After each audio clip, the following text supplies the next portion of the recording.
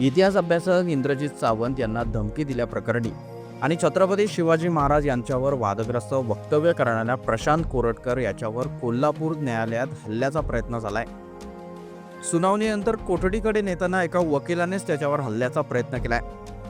अमित कुमार भोसले असे हल्लेखोर वकिलाचे नाव आहे।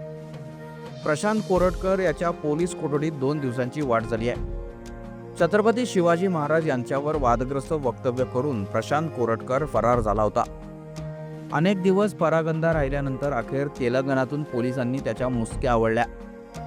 बुधवारी सुनावणीवेळी प्रशांत कोरटकर याच्यावर हल्ल्याचा प्रयत्न झाला होता। शुक्रवारच्या सुनावणीत त्याच्या पोलीस कोठडीत 2 दिवसांची वाढ करण्यात आली आहे। सुनावणी संपून त्याला कोठडीकडे नेत असताना गाडीत बसण्याआधीच त्याच्यावर हल्ल्याचा प्रयत्न झालाय।